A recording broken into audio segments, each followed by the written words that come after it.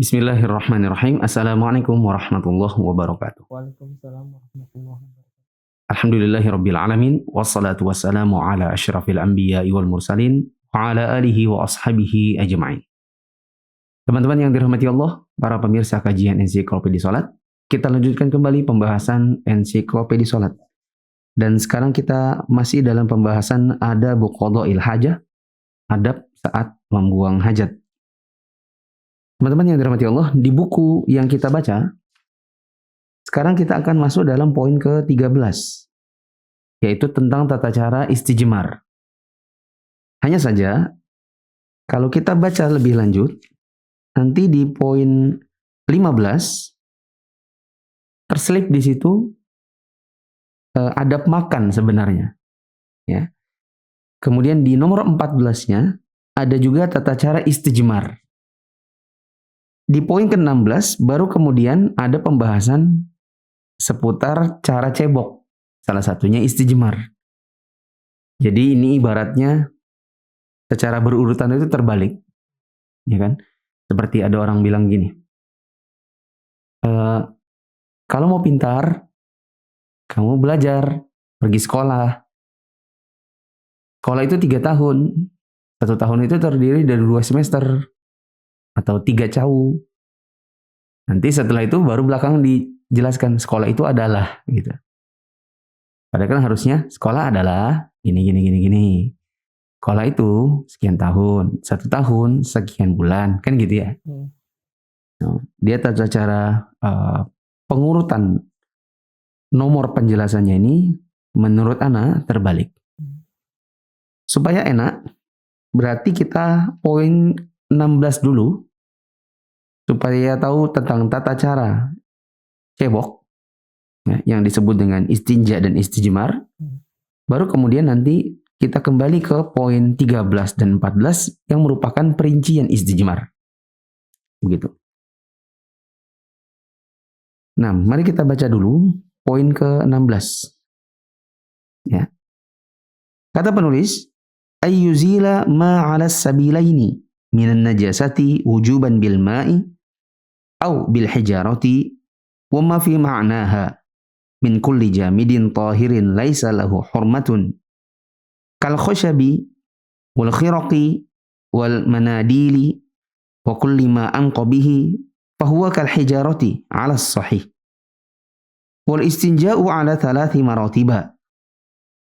Al martabatul ula al istijmaru bil hijarati thumma al istinja'u bil ma'i wa huwa al-akmalu biduni masyaqqatin aw dararin. Al-martabatu tsaniyatu al-istinja'u bil ma'i wahdah. Al-martabatu tsalitsatu al-istijmaru bil hijarati wahdaha walakin la budda min thalathin fa aktsara. Wala yajzu aqallu minha wal afdalu an yaqta'a ala witrin idza anqa. Sampai situ dulu. Coba dibaca. Poin ke-16. Harus menghilangkan najis yang ada pada kemaluan dan dubur. Dan kemaluan ini ada 2 macam, ya, yaitu kubul dan dubur. Di situ ditulis kemaluan, dan kemaluan di sini yang dimaksud adalah kemaluan depan. Disebut dengan kubul. Sedangkan kemaluan belakang itu disebut dengan dubur. Yang kita paling sering dengar apa? Dubur. Dubur itu di bagian belakang. Karena disitulah keluarnya feses. Najis di kemaluan depan adalah air seni, air madhi, air wadi. Ya. Selanjutnya. Dengan air atau batu atau yang semisalnya dari benda-benda keras yang suci. Misalnya kayu, kain, dan kertas tisu. Dan setiap yang bisa menyucikan adalah seperti batu, demikian menurut yang sahih. Ya, itu dulu. Kalau kita bersuci menggunakan air, itu disebut dengan istinja. Ya. Ditulis di situ. Kan menghilangkan apa tadi? Najis yang ada pada kemaluan dan dubur dengan air. Nah, dengan air itu disebut dengan istinja.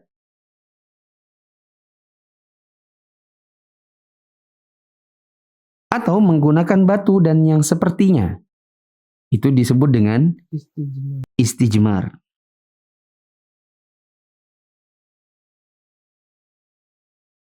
Ya. Cuma kalau di zaman sekarang pakai batu itu ya sudah jarang. Yang paling banyak adalah tisu. Biasanya di toilet-toilet tertentu di hotel atau di mall ya atau di pesawat itu kadang tidak disediakan air kecuali kita mau kreatif bawa gelas sendiri, bawa botol gitu kan. Tapi kalau tidak bawa ya maka di situ orang menggunakan apa? Tisu ya supaya lantainya terus kering. Nah, menggunakan batu ini disebut dengan istijmar. Ya. Dia seperti sepupuan dengan kata lempar jumroh. Ya. Apa itu lempar jumroh? Lempar batu ketika masa haji. Nah, jumroh ya satu asal kata dengan istijmar. Dari kata menjumroh juga, yaitu mengambil batu untuk digunakan cebok. Begitu. Dan di sini dikatakan oleh penulis, dan segala sesuatu yang merupakan benda padat yang bisa suci, ya, mensucikan dan tidak punya kehormatan. Ya. Kalau yang punya kehormatan misalnya kertas buku agama, ya, bahkan kertas mushaf. Yang tidak punya kehormatan seperti di sini disebutkan kayu, ya kan? Kemudian apa tadi?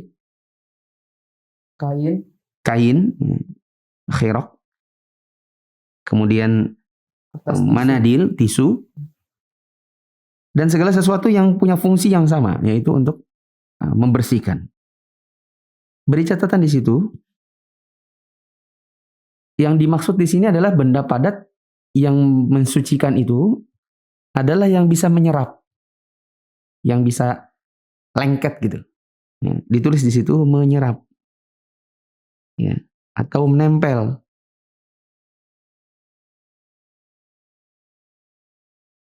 Karena kalau dia tidak nyerap, tidak menempel, itu malah kalau bahasa Balikpapan melober, malah tahambur gitu. Malah kemana-mana.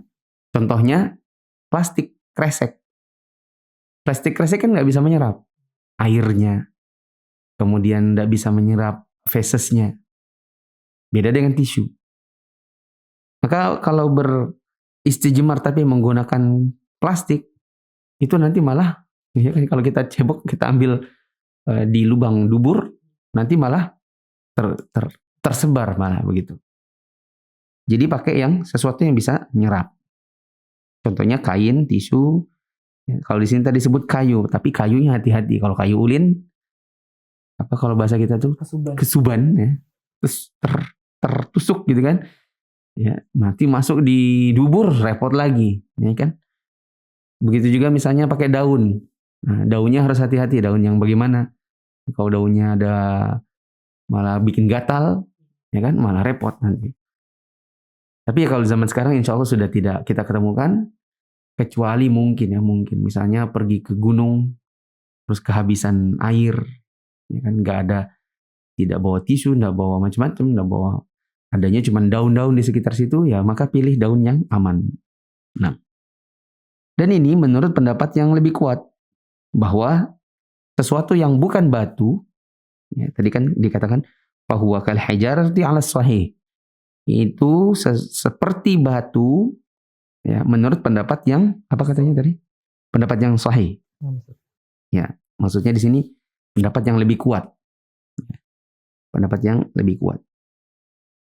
Dan perkataan penulis, menurut pendapat yang sahih atau pendapat yang lebih kuat, ini mengisyaratkan bahwa di sana ada sebagian ulama yang berpendapat bahwa yang bisa itu hanya batu. Sedangkan tisu yang lainnya itu tidak teranggap. Tapi pendapat yang kuat apa? Bisa. Ya. Catatan untuk batu, ya berarti batunya juga harus batu yang bisa nyerap atau batu yang bisa membersihkan. Ya, dan tidak membahayakan. Kalau pakai batu karang nanti luka-luka ujung duburnya. Selanjutnya dibaca kelanjutannya tadi. Istinja ada 3 tingkatan sebagai berikut. A. istijmar dengan batu, kemudian istinja dengan air. Tingkatan inilah yang paling sempurna jika tidak ada kesulitan dan mudarat. B. Istinja dengan air saja. Dan C. Istijmar dengan batu saja. Akan tetapi, untuk tingkatan ini harus dilakukan dengan 3 batu atau lebih, dan tidak boleh kurang dari jumlah tersebut. Yang lebih afdol adalah dalam jumlah ganjil dan batu-batu itu suci. Ya. Istinja ada 3 tingkatan. Tapi mungkin yang dimaksud di sini adalah cebok secara umum. Tadi kan kita bilang cebok ada 2. Kalau pakai air namanya istinja, kalau pakai batu atau benda padat namanya istijmar. Maka cebok ini ada 3 macam. Pertama, istijmar dulu, baru istinja. Berarti gunakan kalau zaman sekarang tisu. Tisu untuk mengambil kotoran yang tersisa di ujung dubur. Ya, lalu dibuang tisunya. Setelah itu baru dibersihkan pakai air. Dan ini yang lebih utama. Dengan catatan, itu dilakukan jika tidak ada kesulitan. Kalau zaman sekarang mungkin sebagian masyarakat kita hanya air saja. Karena kalau ada tisu, pertama buang tisunya di mana? Ya kan, ini masalah sanitasi lagi, masalah kebersihan. Kalau dimasukin di tong sampah, nanti tong sampahnya diikat, dibuang di bak sampah. Di Indonesia ini banyak pemulung. Ya kan, kasihan. Nah, jadi banyak pertimbangannya untuk menggunakan tisu terlebih dahulu. Kalau dimasukin di dalam kloset, nanti klosetnya takutnya buntu. Ya. Jadi kalau memang ada masyaqqah, ada kesulitan, maka ya tidak perlu dilakukan. Cukup lakukan yang kedua. Yang kedua adalah istinja saja, yaitu menggunakan air. Dan inilah yang banyak dikerjakan oleh masyarakat kita sekarang. Hanya sebagian kecil saja yang nomor 3. Yang nomor 3 adalah istijmar saja. Dan tadi Anda bilang sebagian tempat-tempat seperti hotel-hotel tertentu, ya, di tempat umumnya dia ingin menjaga agar lantainya tidak basah, maka dia tidak menyediakan jet shower, dia tidak menyediakan keran, dia hanya menyediakan tisu. Ya. Dan istijmar saja tanpa air itu boleh, meskipun ada air. Tapi kalau kita sekarang ini kalau nggak berair nggak nyaman kan. Ya. Tapi kalau seandainya pun ada air, ada keran, tapi ada orang mau istijmar saja menggunakan tisu, maka itu boleh dengan syarat. Syaratnya adalah tisunya atau bendanya 3 buah atau lebih.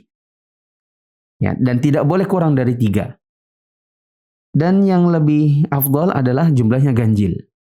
Misalnya 5, 7, dan seterusnya. Dan ini nanti akan ada pembahasannya tersendiri di nomor yang tadi kita lompati, yaitu nomor 14. Ya. Nanti di nomor 14 ada pembahasannya. Nah. Selanjutnya, kata penulis, wal adillatu ala al-istijmari bil hajarati taqaddamat. Amma al-istinja'u bil ma'i fa li hadithi Anas radhiyallahu anhu qala kana Rasulullah sallallahu alaihi wasallam yadkhulul khala'a fa ahmilu ana wa gulamin nahwa idawatin min ma'in wa anazatan fa yastanji bil ma'. Wa li hadithi Abi Hurairah radhiyallahu anhu 'anil Nabi sallallahu alaihi wasallam qala nazalat hadhil ayatu fi ahli Quba'a fihi rijalu yuhibbuna an yatatahharu qal kanu yastanjuna bil ma'i fa nazalat hadhil ayatu. Nah, silakan. Dalil-dalil yang menjadi landasan istijmar ini telah diberikan pada bahasan sebelumnya. Ya, pada bahasan sebelumnya karena ada beberapa poin yang kita lompati. Ya, nanti kita balik ke dia. Terus? Sedangkan dalil istinja dengan air adalah hadis Anas radhiyallahu anhu. Dia bercerita, Rasulullah Shallallahu alaihi wasallam pernah masuk WC. Lalu aku dan seorang pemuda membawakan air 1 bejana dan geribah kecil. Lantas beliau beristinja dengan air. Dan juga hadis Abu Hurairah radhiyallahu anhu dari Nabi Shallallahu alaihi wasallam, beliau bersabda yang artinya, ayat berikut ini turun berkenaan dengan penduduk Kuba. Di dalamnya ada orang-orang yang ingin membersihkan diri. Lantas beliau bersabda, mereka biasa beristinja dengan air, sehingga mereka diturunkan ayat ini. Tadi ada kata geribah kecil, yang saya ketahui terjemahnya harusnya adalah tombak kecil. Ya. Nabi mau pergi buang air, kemudian Anas dan seorang anak membawakan beliau air, kurang lebih seember. Ya, buat apa? Buat istinja. Dan dibawakan juga tombak kecil, yaitu buat pegangan. Ya. Nah, hadis yang lain adalah hadis tentang ayat fihi rijalu yuhibbuna ayyatatahharu. Kata Anas bin Malik bahwa Nabi SAW bersabda, ayat ini adalah bentuk pujian Allah kepada orang-orang yang tinggal di sekitaran Kuba, Masjid Kuba. Dikarenakan mereka adalah orang-orang yang senang bersuci, yaitu manakala mereka buang air, mereka cebok dengan air, yaitu beristinja. Nah, sekarang kita balik ke poin-poin yang telah kita lompati, yaitu beberapa hukum yang berkenaan dengan istijmar. Ya, seperti yang tadi katakan, bagusnya kita tahu dulu istijmar itu apa, baru kemudian mengetahui rinciannya. Sedangkan di buku ini lebih dahulu disebutkan rinciannya, baru kemudian membedakannya dengan istinja itu apa, istijmar itu apa, lalu bagaimana yang baik dan seterusnya. Sekarang kita balik ke poin 13. Alla yastajmiru bi rauthin wala 'azmin. Li hadithi Ibnu Mas'ud radhiyallahu anhu fi qissatil jinni 'indama sa'aluhu at-ta'ama. Faqala lahum lakum kullu 'azmin dzukira ismullahi 'alaihi yaqa'u fi aydikum awfara ma yakunu lahma. Wa kullu ba'ratin 'ulfan lidawabikum. Faqala sallallahu alaihi wasallam fala tastanju bihima fa innahuma ta'amu ikhwanikum minal jin. Silakan. Poin selanjutnya, tidak beristijmar, yaitu bersuci dengan benda padat menggunakan kotoran dan tulang. Hal itu didasarkan pada hadis Ibnu Mas'ud radhiyallahu anhu dalam kisah tentang jin. Ketika mereka, yaitu para jin, meminta makanan, maka Rasulullah Shallallahu Alaihi Wasallam mengatakan, makanan kalian semua adalah tulang belulang yang dibacakan nama Allah, yang jatuh atau sampai di tangan kalian lebih baik bagi kalian daripada daging, dan setiap tahi binatang ternak adalah makanan bagi binatang peliharaan kalian. Lalu Rasulullah SAW bersabda, yang artinya, oleh karena itu, janganlah kalian beristinja dengan keduanya, karena keduanya merupakan makanan saudara kalian, yaitu dari kalangan jin. Di antara aturan istijmar, ya, yaitu bersuci dengan menggunakan benda-benda padat, tidak boleh menggunakan kotoran atau tulang. Hanya saja memang di zaman kita ini sudah tidak ada lagi orang menggunakan hal tersebut. Tapi di zaman dahulu, sebagian kaum muslimin, mereka buang air di padang pasir, yang kadang-kadang mereka dapati tulang atau kotoran yang sudah mengering. Dan ini kadang-kadang ada yang mau pakai buat apa? Buat istijmar. Ya. Nah, apa dalilnya?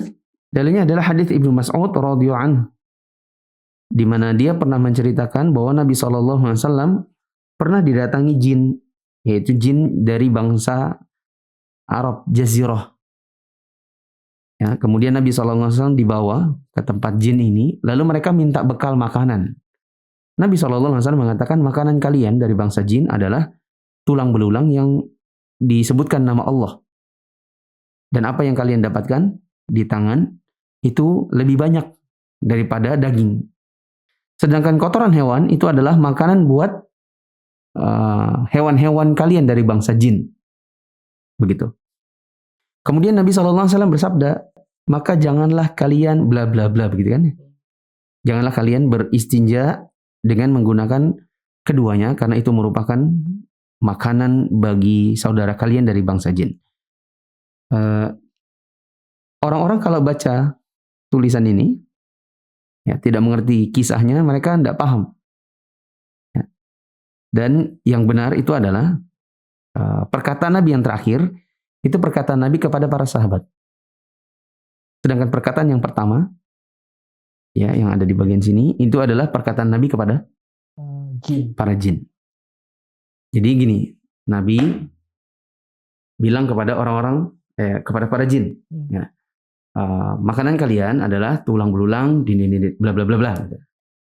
Lalu Nabi pulang kembali kepada para sahabat, karena para sahabat nggak ada yang ikut dalam pertemuan dengan jin itu.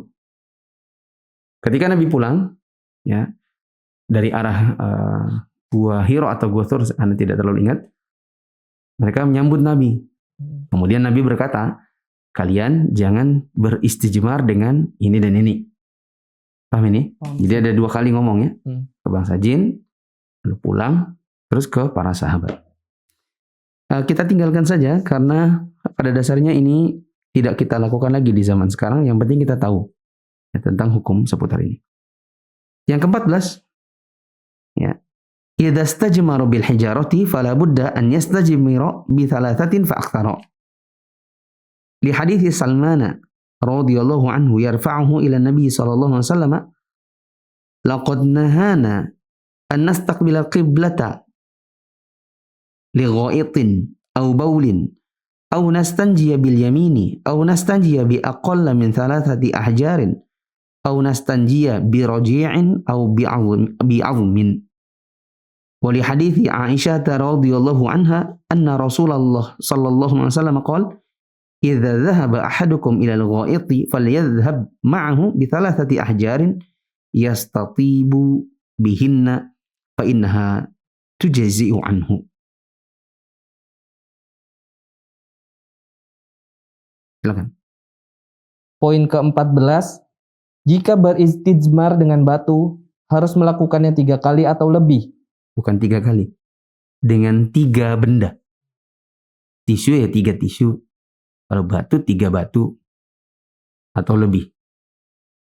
Soalnya kalau dibilang 3 kali, nanti takutnya batunya 1 baru 3 kali. 3 kali pakai batu yang sama. Bukan itu, ya. Si bendanya. Tadi apa katanya? 3 kali, Ustaz. Ya, bukan 3 kali, tapi 3 buah benda yang dipakai itu. Terus? Jika beristijmar dengan batu, harus melakukannya 3 benda atau lebih. Hal itu didasarkan pada hadis Salman radhiyallahu anhu yang bersambung sampai kepada Nabi Shallallahu alaihi wasallam, yang artinya, beliau telah melarang kami menghadap kiblat ketika buang air besar atau air kecil, beristinja dengan tangan kanan, beristinja dengan kurang dari 3 batu, dan beliau Shallallahu alaihi wasallam melarang kami beristinja dengan kotoran atau tulang. Juga didasarkan pada hadis Aisyah radhiyallahu anha bahwasanya Rasulullah Shallallahu alaihi wasallam pernah bersabda yang artinya, jika salah seorang di antara kalian pergi untuk buang air besar, maka hendaklah dia membawa 3 batu untuk bersuci dengannya. Sesungguhnya 3 batu itu cukup baginya. Saya kira jelas, ya. Jadi kalau mau pakai tisu, ya 3 lembar tisu. Tisu 1, ya ini anggaplah dubur gitu, ya. 1, 2, terus yang terakhir 3. Ya, jangan tisu 1 sini lipit-lipit, sini lagi lipit-lipit sini. Takutnya itu sebenarnya sudah apa, ya? Sudah kotor. Ya, kotor dia. Nah, sekarang yang ke-15, tetapi ini sepertinya mungkin lebih cocok kalau ditaruh di adab makan, bukan adab buang air, ya. Ke-15. Alla yudkhila yadahu fil ina'i idza kana mustayqidan minan naumi hatta yaghsilaha thalatha. Li hadits Abi Hurairah radhiyallahu anhu. Li hadits Abi Hurairah radhiyallahu anhu anna an-nabiy sallallahu alaihi wasallam qala idza istayqadha ahadukum min naumihi fala yaghmis yadahu fil ina'i hatta yaghsilaha thalatha. Fa innahu la yadri aina batat yaduhu. Poin ke-15, tidak memasukkan tangan ke dalam bejana jika baru bangun dari tidur sehingga membasuhnya 3 kali. Hal itu didasarkan pada hadis Abu Hurairah radhiyallahu anhu bahwasanya Nabi Shallallahu alaihi wasallam bersabda yang artinya, jika salah seorang di antara kalian bangun tidur, maka hendaklah dia tidak mencelupkan tangannya ke dalam bejana sebelum dia membasuhnya 3 kali. Karena sesungguhnya dia tidak mengetahui di mana tangannya itu tadi waktu tidur berada. Kalau kita praktekkan poin ini, bangun tidur, tidak boleh langsung masukkan tangan ke Dalam bejana sebelum dicuci dulu 3 kali. Kira-kira apa hubungannya dengan buang hajat ya? Tidak ada sih. Hampir nggak ada ya. Tapi kalau begini, bulan Ramadan, kita dibangunkan sahur. Dan kebanyakan orang Indonesia itu pakai kobokan. Sehingga hadis ini ketika diterapkan, bangun tidur, mau sahur, itu jangan masukkan tangannya ke kobokan sebelum dicuci dulu di wastafel 3 kali. Sehingga ini lebih cocok kayaknya kalau ditaruh di adab makan. Mungkin ada hubungan dengan buang hajat yang kalau dibayangkan di zaman sekarang, karena tidak paham ya, apa korelasinya gitu. Tapi mungkin ada di zaman dahulu. Ya. Ataukah zaman sekarang mungkin kita mau bangun tidur lalu buang air, lalu memasukkan tangan langsung ke bejana tanpa gayung, begitu kali ya? Bisa jadi ya. Ya, anggap saja gitu ya. Oh, ada orang bangun tidur, kebiasaannya bangun tidur langsung masuk WC buang hajat, ya kan? Atau buang air kecil. Maka jangan langsung masukkan tangannya ke dalam gayung atau baskom atau di zaman sekarang drum sebelum dicuci tangannya 3 kali. Mungkin seperti itu. Ya. Cuma ya biasanya kalau kita buang hajat zaman sekarang pakai gayung atau enggak pakai jet shower gitu ya. Nah, jarang ada yang langsung memasukkan tangan ke dalam drum. Wallahu a'lam. Ada beberapa yang perlu dicatat di sini. Pertama, ada orang yang pernah mengejek hadits ini. Ketika Abu Hurairah menyebutkan hadits ini, Nabi SAW mengatakan, jika kalian bangun tidur, maka jangan langsung memasukkan tangannya ke dalam bejana sebelum dicuci 3 kali. Kenapa demikian? Karena tidak ada dari kalian yang mengetahui di mana tangannya berada waktu tidur. Apakah di selangkangan kah, ataukah di dubur, ataukah di paha, ataukah di mana gitu ya. Terselipit sini, ke sebelah situ, ya kan? Atau garuk-garuk. Karena tidak tahu, berarti kan tangannya ini ada potensi kotor. Maka jangan langsung dimasukkan ke dalam bejana, atau kobokan, atau gayung, sebelum dicuci dulu di luar sebanyak 3 kali.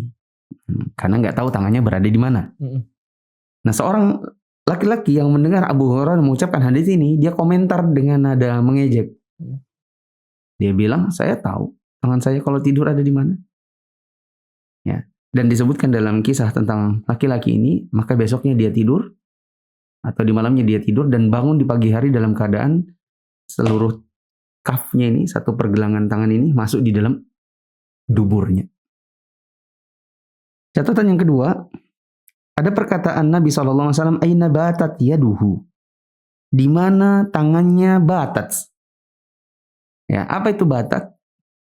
Kebanyakan dari para ulama memaknainya adalah bata itu seperti mabit di Mina, mabit di Muzdalifah. Ya, artinya bermalam. Bata itu artinya bermalam, sama seperti bermalam di Mina, bermalam di Muzdalifah. Sebagian pemuda-pemuda di Harokah, pergerakan-pergerakan keislaman, ya di kepartaian itu kan kalau sudah mau ada pemilihan, ada pilkada, ada pilgub dan lain-lain, ya untuk memenangkan maka mereka biasanya koordinasi sambil mabit di masjid. Ya, ada namanya malam renungan gitu kan. Ya, kemudian sholat tahajud bersama, lalu kemudian berdoa bersama untuk memenangkan apa untuk kegiatan apalah gitu ya. Mereka bikin acara namanya mabit di masjid. Dan yang dimaksud ini adalah bermalam gitu. Jadi nginep di masjid. Nah, dari kata dia tidak tahu di mana tangannya bermalam, sebagian ulama memaknai berarti tidurnya tidur malam aja. Yang harus cuci tangan itu adalah tidur malam. Karena Nabi bilang batat. Sedangkan tidur siang, tidur pagi, tidur habis subuh, itu tidak termasuk yang harus cuci tangan dulu. Nah, tapi ya wallahu alam, sepertinya yang benar adalah semua tidur. Karena tidur apapun, tidak ada yang kita tahu tangannya berada di mana. Apakah yang kita tidak tahu tangan berada di mana itu hanya tidur malam? Kan tidak. Tidur siang juga, tidur pagi juga. Kita tidak tahu di mana tangan kita berada. Ya. Apakah menggaruk-garuk di selangkangan, ataukah menggaruk di ketiak, ya, atau misalnya memegang liur, ya kan? Gini kan? Gitu. Wallahu a'lam. Selanjutnya kita ke poin 17. Karena tadi kita putar dari 16 balik ke 13, 14, 15. Ya, karena ingin sesuai urutan. Berarti sekarang ke 17 dan masih ada poin 18, 19, 20, 21, 22. Dan supaya cepat, saya tidak usah baca Arabnya, langsung saja baca Indonesianya. Silakan. 17. Poin ke-17. Beristijmar dengan batu yang bersih dan dalam jumlah batu yang ganjil. Ya. Bisa dibalik ya. Mencukupkan dengan jumlah ganjil dan menggunakan batu yang bisa membersihkan. Ya tapi nggak apa-apa lah. Terbalik-balik nggak apa-apa. Intinya adalah 2 poin. Ganjil dan membersihkan. Jangan sampai ganjil tapi nggak membersihkan. Misalnya 5 lembar ganjil ya, tapi kresek. Kan nggak membersihkan itu. Ya. 17. Beristijmar dengan batu yang berjumlah ganjil dan cukup untuk membersihkan. Ya. Hal itu didasarkan pada sabda Nabi SAW. Wa man istajmara falyutir. Barang siapa beristijmar, yaitu beristinja dengan benda padat, maka hendaklah dia melakukannya dengan bilangan ganjil. Poin ke-18. Hendaklah menggosokkan tangannya ke tanah setelah istinja untuk kemudian menyucinya. Hal itu didasarkan pada hadis Abu Hurairah radhiyallahu anhu. Nabi SAW pernah buang hajat kemudian beristinja dengan air dari bejana kecil. Lantas beliau menggosokkan tangannya ke tanah. Nah, dan kalau zaman sekarang mungkin kamar mandi kita nggak ada tanah. Ya, karena kita sudah melapisnya dengan cat dan keramik. Ya. Dan insya Allah ini bisa diganti dengan mencucinya menggunakan sabun. Ya, karena kita kebanyakan sekarang menggunakan sabun. Karena tujuan menggosokkan tangan ke tanah adalah menghilangkan benda dan menghilangkan baunya. Ya. Dan itu bisa digantikan dengan sabun. 19. Memerciki kemaluannya dan juga celananya dengan air untuk menghilangkan keraguan dalam dirinya. Hal itu didasarkan pada hadis Al-Hakam bin Sufyan. Dia bercerita, apabila selesai dari buang air kecil, maka Rasulullah SAW berwudu dan memercikkan air. Dan memercikkan ini sudah lewat ya. Di bab sunnah fitrah. Yang memercikkan air ke celana atau ke kemaluan untuk menghilangkan rasa was-was. Langsung saja, nomor 20. 20. Tidak berlama-lama duduk dan diam di kamar mandi atau WC melebihi waktu yang dibutuhkan. Yang demikian itu merupakan salah satu bentuk pembukaan aurat yang tidak diperlukan. Selain itu, kamar mandi dan WC merupakan tempat tinggal syaitan dan jiwa yang jahat, sehingga tidak selayaknya seseorang tinggal di tempat yang kotor tersebut. Karena pada saat duduk buang hajat itu, dia tidak berzikir kepada Allah Azza wa Jalla. Adab yang ke-20 adalah tidak lama-lama di kamar mandi lebih dari yang dibutuhkan. Kalau kebutuhan kita adalah BAB, ya sudah. BAB, segera keluar. Ya.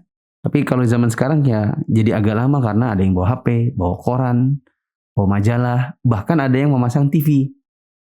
Ya. Iya kan? Ada orang di zaman sekarang pasang TV di dalam kamar mandi. Ya, jadi sambil nonton TV gitu. Jadi sudah cebok nanti duduk di situ lama gitu. Ya. Dan ini tidak boleh. Kenapa? Ada 3 alasan. Tadi disebutkan. Alasan yang pertama adalah itu membuka aurat tanpa hajat. Ya. Ataupun kalau membukanya dengan hajat, masalahnya sudah lebih dari hajat. Ya. Yang kedua adalah bahwa WC atau toilet itu adalah tempat syaitan. Makanya kita kalau masuk WC kan membaca dulu Allahumma inni a'udzubika minal khubuthi wal khaba'ith. Karena di dalam itu ada setan laki-laki dan setan perempuan. Apakah di poin-poin sebelumnya sudah disebutkan tentang ini ya? Doanya sudah ya? Oh sudah, di nomor 3. Kemudian alasan yang lain adalah dikarenakan di dalam WC kita dilarang berzikir. Ya, tidak boleh menyebutkan nama Allah di dalam tempat buang hajat. Ya, dan berarti kalau kita lama-lama di situ, kita membatasi diri kita dari zikir dengan durasi yang lama-lama gitu. Ya, seperti yang dikerjakan sebagai orang memang ya, sudah berlebihan dari batas hajat. Nah, 21. Ke-21, disunahkan bagi seseorang untuk tidak bersuci dengan bekas bersuci perempuan. Demikian juga sebaliknya. Orang perempuan tidak memakai bekas bersuci orang laki-laki. Terus? Nabi Shallallahu Alaihi Wasallam melarang wanita mandi dengan bekas air orang laki-laki atau laki-laki mandi dengan bekas air orang perempuan. Dan hendaklah mereka mengambilnya dengan gayung atau tidak menceburkan diri. Larangan ini bersifat pengutamaan dan hukumnya adalah makruh. Karena Rasulullah pernah mandi dari bekas air mandi istrinya yaitu Maimunah radhiyallahu anha. Dan juga berdasarkan hadis Ibnu Abbas radhiyallahu anhuma, dia pernah bercerita, ada salah seorang istri Nabi Shallallahu Alaihi Wasallam yang mandi di dalam bejana. Lalu beliau datang untuk mandi dari bejana yang sama. Kemudian istri beliau berkata, sesungguhnya aku tadi mandi junub. Beliau pun bersabda, sesungguhnya air itu tidak junub. Akan tetapi, jika dalam keadaan terpaksa, laki-laki dibolehkan mandi dengan air bekas mandi orang perempuan, atau sebaliknya, perempuan mandi dengan air bekas mandi laki-laki, hukum makruh itu pun hilang dengan sendirinya. Ya. Di antara adabnya adalah tidak bersuci dengan bekas air mandi lawan jenis. Dan ini hukumnya adalah makruh. Kecuali kalau ada hajat. Dan kaidah fikih yang kita sering dengarkan dari para ulama adalah yang hajat bisa memperbolehkan yang makruh. Sesuatu yang sifatnya kebutuhan itu bisa menjadikan yang makruh jadi mubah, jadi boleh. Ya, contoh kita kekurangan air, ya kan? Musim kemarau. Ada air tapi bisa dibeli dengan harga yang mahal. Kalau harus dipisah-pisah, ya, oh ini bekas perempuan, buang. Nanti kita kayak membuang air, membuang uang, ya kan? Dan ini ada hajat untuk menghemat. Maka bisa saja kita mandi dari bekas lawan jenis. Dalilnya adalah perbuatan Nabi SAW yang mandi dari bekas mandi istrinya, yaitu Maimunah. Ya, dan juga Nabi SAW pernah mendapati istrinya mandi, lalu kemudian Nabi mau mandi. Dan istrinya bilang, oh tadi saya junub. Nabi bilang, gak apa-apa, kan air gak junub. Yang junubnya kan manusianya. Ya, sehingga kalau memang ada hajat, seperti untuk menghemat air, menghemat uang, atau air itu susah didapatkan, kalaupun didapatkan harus dibayar dengan harga yang mahal, maka ini boleh. Yang terakhir, 22. Ke-22, hendaklah mendahulukan kaki kanan pada saat keluar dari WC seraya mengucapkan Gufronaka, yaitu kami mohon ampunanmu. Hal itu didasarkan pada hadis Aisyah radhiyallahu anha, Nabi Shallallahu Alaihi Wasallam jika keluar dari buang hajat mengucapkan Gufronaka. Nah, ini sebenarnya ada 2 ya, 22 dan 23 ya. Yaitu keluar dengan kaki kanan, keluar dari WC kan kaki kanan, dan mengucapkan doa Gufronaka. Ya, di sini cukup langsung 20 dan 23. Karena di satu kalimat ini terkandung 2 adab. Ya, kaki kanan dan doa. Hanya saja saya pernah mendengar dari guru saya, Syekh Syastri. Syekh Sa'ad Syastri mengatakan tidak ada dalil khusus tentang keluar kaki kanan. Nah, melainkan dalil umum. Nabi SAW, karena Nabi SAW yuhibbut tayammuna fi tana'ulihi wa tarajjulihi wa fi tuhurihi wa fi sya'nihi kullih.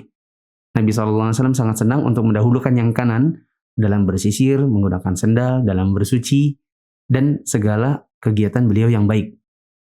Ya, sehingga kalau dibalik, yang jelek itu yang kiri. Kalau kita masuk WC, itu kan perbuatan yang jelek, kotor. Jadi dahulukan kiri. Ketika keluar, kanan. Berarti sebaliknya, yaitu kanan. Adapun dalil khusus maka tidak ada. Nah, Allahu a'lam bishawab. Mungkin ini dulu. Ada pertanyaan? Ustadz, kita jumpai di zaman sekarang banyak sekali orang-orang yang masuk ke dalam WC itu dalam jangka waktu yang lama gitu. Itu sebenarnya seperti apa kita menyikapinya, Ustadz? Menurut Anda gak usah disikapi. Apa yang mau disikapi? Dia lama betul. Oh, kalau dia lama betul, sementara WC-nya cuma satu. Kita kan ngantri, serumah 5 orang. Ya oke lah. Ya. Adapun dalam kondisi umum, ya, pokoknya seseorang itu ada yang lama. Saya kira kita tidak perlu menyikapi berlebihan karena mungkin ada sebagian orang itu yang memang bermasalah saat BAB. Ada yang salah makan. Anak pas Ramadan kemarin itu 30 menit di dalam WC. Kenapa? Setiap cebok keluar lagi, cebok keluar lagi. Mungkin cebok ada 5 kali. Karena anak pikir sudah selesai. Terus ternyata baru mau berdiri pasang celana, ada lagi. Mas, duduk lagi. Naik lagi, duduk lagi. Mungkin salah makan. Ada makanan yang tidak cocok atau ada makanan yang mungkin basi atau bagaimana tapi dimakan gitu ya. Ada orang yang wasir. Ya mungkin wasirnya sudah level 4 lah. Level 4, level 5. Yang sudah berdarah-darah. Yang dia memang butuh waktu lama untuk buka celananya. Ya kan, untuk mengamati celananya apakah ada darahnya atau tidak. Kalau ada bagaimana, harus dicuci atau bagaimana. Ya, karena misalnya itu di WC kantor misalnya. Kalau dia nggak pakai celana dalam nanti bagaimana? Kalau dicuci bagaimana ngeringinnya? Kemudian darah-darahnya lagi, ya. Jadi saya kira tidak perlu disikapi berlebihan. Yang penting jangan di situ nonton. Kenapa sih kamu lama betul? Iya, sambil nonton bola misalnya. Ya. Ya itu apa namanya? Sudah berlebihan dari hajat. Dan itu tidak boleh. Ada lagi? Lalu Ustaz, kenapa sih kita diharuskan untuk mengucapkan gufronaka ketika keluar dari WC? Seperti yang anak ketahui sih kan gufronaka artinya ya Allah ampunilah kami. Kenapa demikian Ustaz? Pertama, anak koreksi dulu pertanyaan itu tadi, kenapa kita diharuskan? Enggak, kita enggak diharuskan. Kita disunnahkan. Itu hukumnya hanya sunnah. Adapun kenapa kita minta ampun? Kami mohon ampunanmu ya Allah. Karena di dalam WC kita tidak berzikir. Kita meminta ampun karena di dalam WC kita melakukan kesalahan, yaitu tidak berzikir. Sebagaimana juga sebagian sahabat ya mengatakan ketika kami pergi ke Syam, kami dapati WC-nya menghadap ke membelakangi kiblat. Ya, atau menghadap kiblat. Nah, dan di situ kami terpaksa melakukan hal yang dilarang, yaitu menghadap atau membelakangi kiblat, lalu kami minta ampun. Nah, wallahu a'lam. Demikian teman-teman yang dirahmati Allah, kurang lebihnya kami mohon maaf. Subhanakallahumma wa bihamdika asyhadu an la ilaha illa anta astaghfiruka wa atubu ilaik. Wassalamualaikum warahmatullahi wabarakatuh. Waalaikumsalam warahmatullahi wabarakatuh.